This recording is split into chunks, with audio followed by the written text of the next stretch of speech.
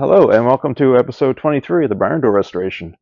Last episode I covered the floor panel, goes underneath this underseat storage. So I rebuilt the back section of that, sitting there. This episode I finished off the side panels for that underseat storage. Actually they're more of a reinforcement for the frame. So the frame is a C-channel basically, and this welds and boxes it in. The strength is this front section. And it welds into the reinforcement where the front beam bolts in. So it kind of strengthens this whole area. And then it, of course, makes the sides for the storage, but this also supports the fenders and the floor under the seat. And the bulkhead welds in against it here, so it supports the bulkhead also. So these two panels are basically the same. You can notice how the ribs are stamped. They're stamped the same direction. So they had basically one stamping. And then when they fold the lips on it, a few lips that are on it, they just mirror image them. So there's a few little details. There's some nuts that are welded on the back side, and that's for the brake line. So there's a little clip that holds the brake line in place. So there's 3 on this side. There's 2 on that side, but there's actually the 3 holes are there. There's just only 2 nuts because this side, the front brake line goes under 2 and then goes through a tab. This is where the flex pipe would clip. So the hard line screws in here. And same on the other side. But on this side, also the rear brake line follows with that, and it has one more clip further down. So it has a nut.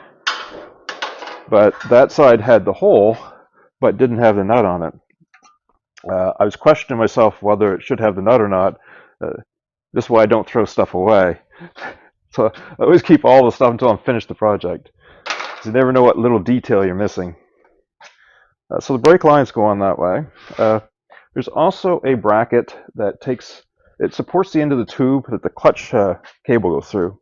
So the clutch pedal's here, the cable goes back, enters the tube, and goes back towards the transmission. So this little clip here, that tube will weld to it. The right side also has a hole for the harness. So the harness comes down the inside of the right side frame, goes through this hole and just lays inside the channel of the frame and comes out the front. As you can see, the T-nuts that are spot welded on. I used my spot welder for that and it worked quite well. In fact, the first one I put on the wrong side. And I thought I could just chisel it off, but I had to grind it off. It was too strong. So I'm quite happy with how they spot weld on. And you can see the tab.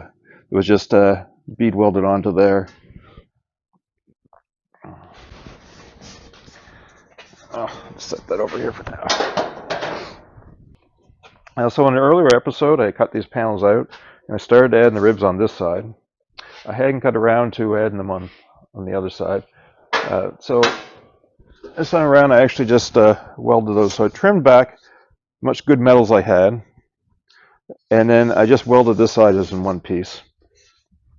If you watch the video, you can see when I weld this in, this panel just curls right up. And it's because shrinking the metal where I'm welding. And then as I dolly the welds, you can see the panel goes back flat again, flattens out. And a good example of how you can planish the welds to relieve the shrinkage. Probably if I was starting it over, I would have stamped these in, made a die for these and stamped them. Welding it in, well, it takes quite a while, but also the metal it's a bit pitted in spots. It's not a big deal, I guess. So I also finished off this panel, and all it needs is a little bit of filing and media blasting. So this cross member sets in between the frame rails, and it needs to weld to the inner sides, the front and the bottom before the frame rails weld in. So that's why I finished that up, so I'd have everything ready to start welding.